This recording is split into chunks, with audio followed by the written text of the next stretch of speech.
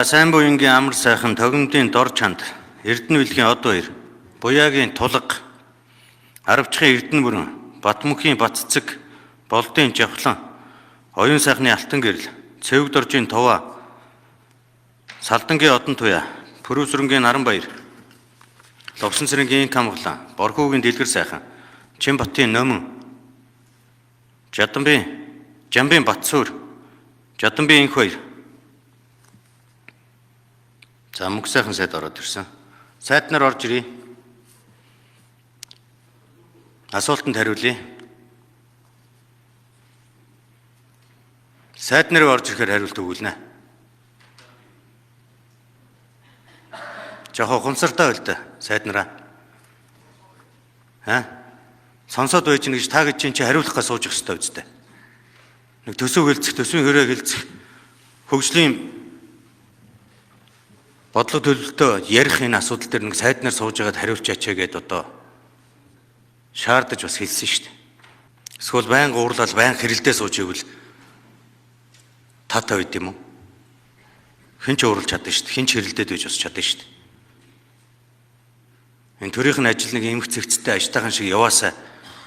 Санаачилж байгаа ажлууд нь бас нэг цаг хугацаанд хэрэгжээд биелээд яваасаа.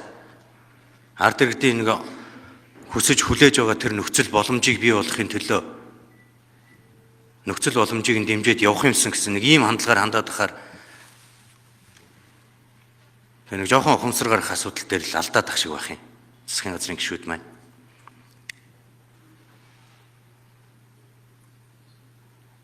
Нэг чуулганы уралдаанд заваараа орж ирж хариулт өгч байгаа юм шиг хэлбэрээр яваад байдаг. Энэ бол одоо улсын хурлын гишүүдийн шүүмжлээд байгаа. Яагаад зарим асуудал дээр чинь асуудлыг чинь босгож ирж шаардлага шахалт үзүүлээд байгаа шалтгаанууд чинь үндсэн энэ шүү дээ. Хүн хүндэтгэлтэй хандвал хинч бусд нь эргэл хүндэтгэлтэй л ханддаг шүү дээ. Тэгээ хүндэтгээд асуудлыг нь бариад яваад ах тусам давраад эднүс яад ингэж бодоод байгаа юм уу?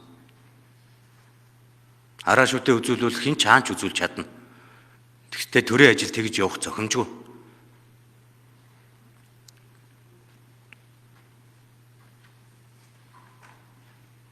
Бусад сайд нар яа. За бид нар ч одоо ерөнхий сайд маань хаана байна? Хотын дарга маань хаана байна? Бид нэр одоо Монгол улсын хөгжил ярьж байгаа бол энэ хүмүүс байхгүйгээр бүрэн бүтээ ярьж чадах уу? За нөгөө талаар одоо их хурлын дарга маань тэр сайд нь байхгүй, энэ сайд нь байхгүй гэж ингээд ах юм. Тэгэл байнгын юм явуулж байгаа юм. Ер нь яагаад одоо ийм хариуцлагагүй юм бэ? Ийм хариуцлагагүй байхаар ч энэ улс орн хөгжинэ гэж одоо хийх хин найдах юм. За одоо ингээд ярьж байгаа юм хараад байхад байж байгаа юм энэ төр бол бүгд л их сайн сайхан болж байгаа юм шиг, сайн сайхан болж байгаа, бүтэж байгаа ийм байдалтай юм яриад их юм. Улсын төсөв бол маш их данг гайсан, томорцсон. Орон тоогл ихссэн. Ийм л байгаа. Гэтэл иргэдийн амьдрал эсэргээрээ л биш шүү дээ. 24 25 онд одоо гичний хүн ядар засгарсан юм бэ. За гинтгэл одоо 26 онд 5% ядар багасах юм гинэ. Одоо энд итгэж байгаа хүн байгаа мó энэ дотор. За тэрийг асуучих. За тэгээ орон тооны сомготгол хийж хийнэ гинэ. Энийг дистрата хийсэн дээ явах уу? Ганцхан жил 5% биш. Энэ жилээс эхэлсэн дээ. Улсынхаа төсвийг одоо оруулаад ирэлтэй. Тэгээ энэ дээр ярилцъя. Хийгээ явъя гэсэн ийм санал оруулж байна. Тэр хийн гэсэн юм дандаа л ирээдүйн цагтаар ярих юм. Удахгүй тийм болгоно, ийм болгоно гэдэг. Тэгээ энэ иргэд ч одоо эх орноосоо дайж идэв шүү дээ. Одоо би нийгмийн хамгааллын яамнаас асууя. Ер нь залуучуудын одоо хэдэн хувийн улс орондоо үлдэж амьдрах юм хүсэлтэй байна. Ганц жилийн өмнөх судалгаагаар бол иргэд одоо бүгд танаа яамнаас ярьсаар байгаа бүгдийг улных болгосон. Тэгээд 70 хэдэн хувь нь гадаад гарч ажиллах хүсэлтэй байна гэсэн ийм сэтгэлдээ илэрхийлсэн юм билээ. Одоо энэ байдал ямар байгаа вэ? Сайжирсан уу? За Монгол улс бол одоо автократ засаглалтаа болсон гэж ярьж байна. Автократ засаглалтаа болсны нэг шинж нь бол Хариуцлага ярьж чадахгүй. Хариуцлага тооцож чадахгүй. Тийм болцсон. Уул нь бол улсын их хурл бол төрийг эрх барих дээд байгууллага. Гээ хуулинд байгаа юм л да. Үндсэн хуулинд. Одоо тийм биш болцсон. Зүгээр энэ улсын их хурл бол тийм хуулийн гэлц шиг л байгаа гэж гадуур яриад байгаа. Ийм үнэн байгаа. Засгийн газрын хуулийн гэлц шиг л байгаа. Одоо энэ минийг өөрчлөх цаг болсон бохоо. За энэ олон яамдууд одоо 10 билүү сонгогдох хийнэ гэдэг байгаа. Одоо хэдийн яамаа сонгогдох юм? Хэдэн сайд нь сонгогдох юм? За тэрийг нэг хэлчихмээр байх юм. За энэ одоо хэдийн яам байдیں۔ 23 сайд байна уу? За энэ 23 сайд ийм их төсөвтэй 33 их найдны төсөвтэй шүү дээ. Та нар өнгөрсөн жилүүдэд одоо ямар сайхан юм хийсэн юм бэ? Ард түмэндээ хэрэгтэй. Одоо энэ гадаа өнөөдөр юу вэ? Гэр бүлийн баяр гинүү. Гэхдээ ч одоо хэдэн гэр бүл нь сайхан амьдраа, хэдэн гэр бүл нь ямар амьдраад байгаа юм бэ? Энэ гадаа талбай дээр гадаад ирсэн ард иргэж чинь бол хэлээд дээ шүү дээ. Энэ засгийн газрыг тоорсон идэхэн хүн сайхан амьдарч байна гэж хэлээд байна. Ийм л байна шүү дээ. Хизээ энэ одоо Монгол улс чинь хүн шиг амьдрах юм бэ? Хамаг мөнгөний төсвүүдээр аваачсан хувийн гишүүнүүдэд дандаа ад үзнэ. Бүгдийг нь хаалгыг бариулна. Тэгээ ажлын байр яа. Ер нь хөгжлийн төлөвлөлт бол баян улс хийж л байдаг. Манайх шиг ядуу улс бол бүр их хийх хэрэгтэй. Хүмүүсээ хэрхэн ядуурлаас гаргах вэ гэдэг дээр тодорхой бодлого гаргах шаардлагатай. Ингэж гарна гэд зоримог шийдлүүд гаргана. Тийм учраас өнөөдөр бид нар эх орныхоо төлөвлөгөөг ярьж байгаа. Бидний төлөвлөгөө биелэх ёстой. Биелэхийн тулд чамбаа бүтээлийг их хурл шүүсийн шахаад таллаасаа хилцээд гаргаасаа гэж бодож. Бүх юм болж байгаа, бүх юм сайхан байгаа гэж ярьж байгаа хүн байхгүй. Болохгүй байгаа болохоор л энд ажил хий. Болохгүй учраас болгохын тулд төлөвлөлт хийя л гэж. Хувийн хөвчлээ дэмжихийн тулд тэрийг хүний нөөц болоод тэр орон зайг бий болгохын тулд төрийн алба өөрөө цомхон болохоос өөр сонголтгүй. Тэрийг өнөөдөр эхэлдэг таны шаардлагыг бол ойлгож байгаа. Бид нар одооноос тооцоолол судалгаагаа яам болгон хийж байгаа, сайд болгон хийж байгаа, салбар болгоноо дүгнж байгаа. Ингээд эх ондоо бол энэ ажил өөрөө идэвхтэйгээр өрнөх учиртай гэж ингэж харж байгаа шүү. Амбат гişүнэ. Түүнээс биш одоо бүх юм болж гэн бүтэж гэн. Тэгээ засаг тойрсон гэдэг хүн сайхан амьдарч гэн гэдэг бол гүтгэлэг шүү. Тэгвэл их хурлын гишүүдийг тойрсон хүмүүс сайхан амьдарч гэн гэж ард түмэн бас ярина. Тэгээд нэг жоохон бизнестэй хэд чинь сайхан байна гэж бас дахиад нэг хэсэг нь ярина. Ийм байдлаар бид нар бол ажил хийж байгаа бүтээхийн төлөө явж байгаа хүмүүсээ сулруулдаг бүхэл бүтэн соёл бий болголоо. Бизнес хийвэл муухай. Баян байвал заваа. Шуналтай гэж ингэж тал талаас нь мэрсээр байгаа төрд ажилдагч хүнгүү, хувийн хөвшилд ажилдагч хүнгүү болох нь байна шүү нөхдүүдээ. Тийм болохоор бол бид нар энэ соёлын довтлогоог ажил хийж байгаа хүнээ хүндэлдэг, хайрладаг тэр соёлын довтлогоо руу хэдүүлээ орох хэрэгтэй. Тэгэхгүй бол одоо бидний дунд бол бүр соёл болчлоо.